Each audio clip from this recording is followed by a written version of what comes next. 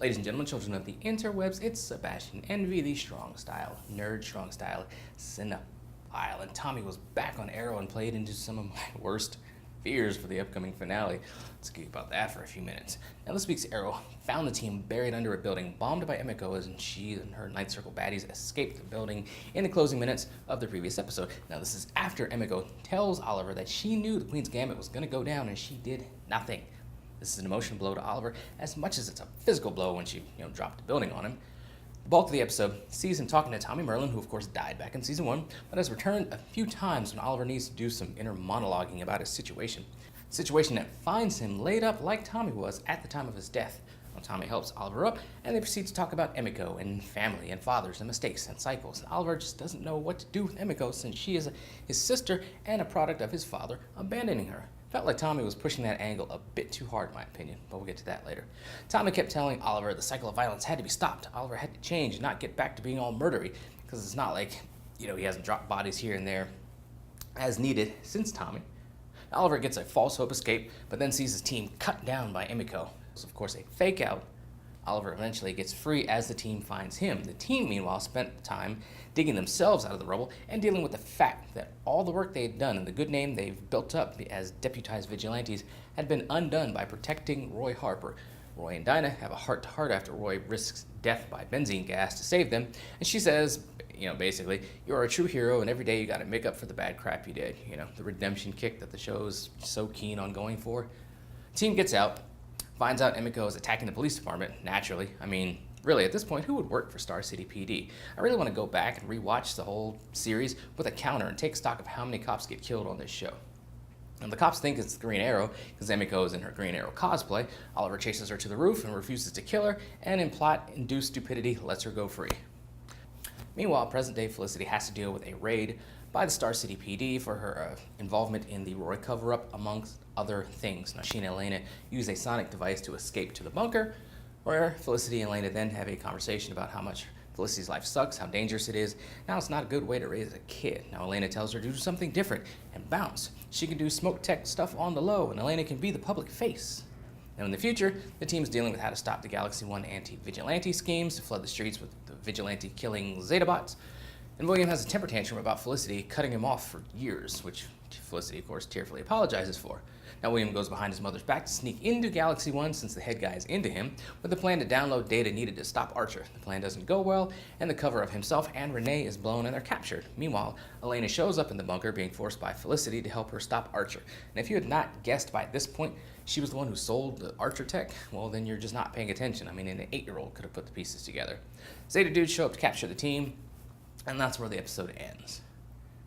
That's the cliffhanger. And just this episode, it's the whole redemption thing. It's my issue with this, and not every villain needs to be redeemed. Like they're pushing a Malcolm Merlin for all the stuff he did not need to be redeemed at the end. It's just, I know the producers and fans like myself love John Barrowman, but his character Malcolm Merlin did not need to be redeemed any way, shape, or form. Same thing with Katie Cassidy. Like, Black Siren does not need to be redeemed, but we're going to get that. She shows up in the next episode, according to the promo. Fighting, of course, on their side, I'm sure. And then, of course, we already seen her show up in the future, saving Mia from getting killed by one of the anti-vigilante super bot dudes. It's just, as I've said before, I wanted Emiko to just be a true villain. Just don't worry about redeeming her. If Oliver doesn't want to kill her, that's fine. But she needs to treat her as a just full-on villain. She needs to be straight evil. And we see in some of the promo for the next episode, at one point, Oliver's going to hand her the knife and be like, fine, if you want to kill me, then kill me, which of course she's not going to do. There's going to be a moment where she has the knife and we'll cut between her face, Oliver's face. We'll have some dramatic, tension-filled music, and then at the very last second, and of course, build and build and build. In the very last second, she'll just drop the knife and she'll be crying. He'll be crying. They'll probably hug, and that'll be the end of the episode. Or, before they get into that conflict, she will have set some sort of, timer device, MacGuffin, and they'll start fighting. And then they'll have that moment where she doesn't stab him, and she can't shut off the bomb or whatever it is device that she just activated before they started fighting. So of course she's going to sacrifice herself, her now redeemed, self, to stop said device. And I think that's how it's going to go, which is like just stupid. It's just, I'm just not digging this thing with Emiko like at all. Just let her be evil. Just, I don't know why they can't do that. It's frustrating.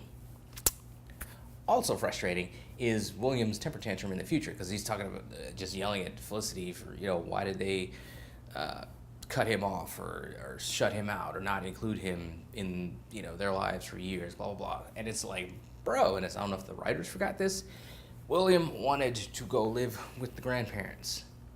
William wanted to go away.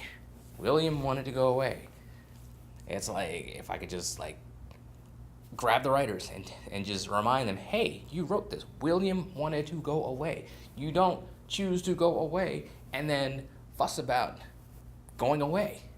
And that's what he's doing. And we saw an instance in one of the episodes after that where Oliver was calling and he wasn't getting his voicemails returned. Now, I thought what they were going to do, and this would have fixed it, is if we found out, and who knows, we may still find out, that William's grandparents were directly involved in not, they gave William, they got the phone from William so they could basically screen his calls from his dad and made it so, of course, William never found out about any of those voicemails that Oliver was sending.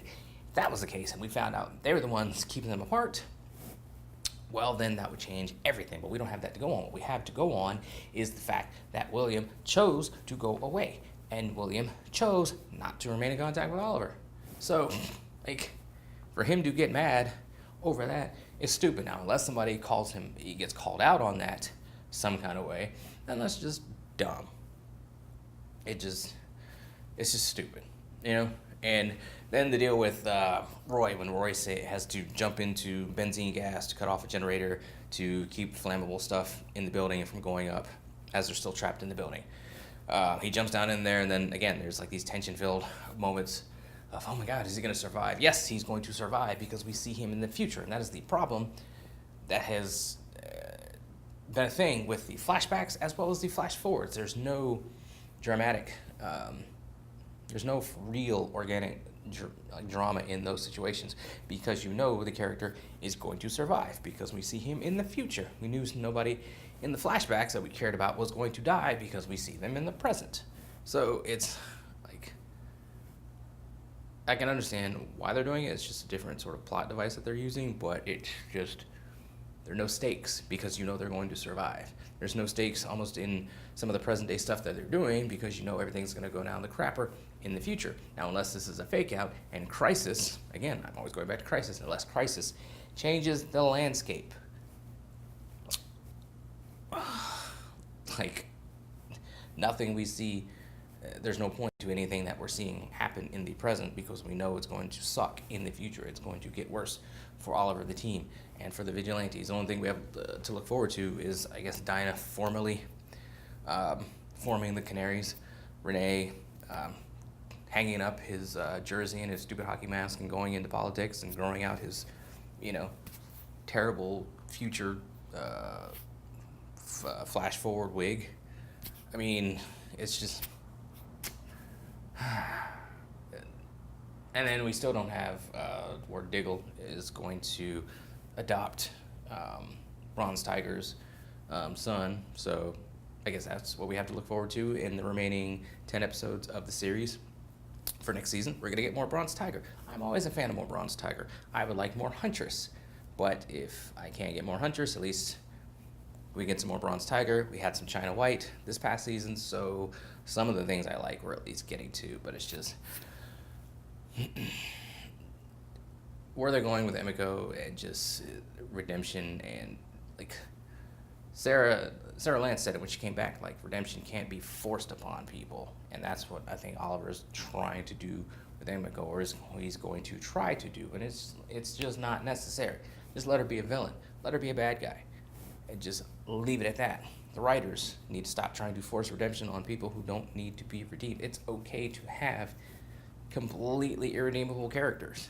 That's why I'm really hoping that this thing with Thawne on the Flash is just a fake out, and his redemption crap is just a ploy and a long-standing plan that he has, because not everybody needs to be redeemed, and that needs to be just, oh my god, they just need to understand that. Not everybody needs to be redeemed, period. End of story. So, anyway, those are some of my frustrated thoughts for Arrow. Let me know what you guys out there think down below in the comments about Emiko and this inevitable redemption thing that's coming. We know how this finale is going to play out for the most part. We know the beats, how they're going to play out, because we've seen it before on CW shows and other shows. It's just, I want them to do something surprising. I just don't see it coming. And at this point, I'm just like, hey, we've got 11 more episodes of Arrow left, and then the series is done. It's going to go away forever. Some of these beloved characters we're never going to see in this capacity. We'll see their actors on other shows, but we'll never see them together in this capacity. So maybe that's like, I'm willing to brush stupid stuff off, because I'm like, show's going to end, so, why worry about quality, storytelling quality at this point, yeah? Anyway, social media's below. Hit me there. Hit me here. Everywhere. Let's geek.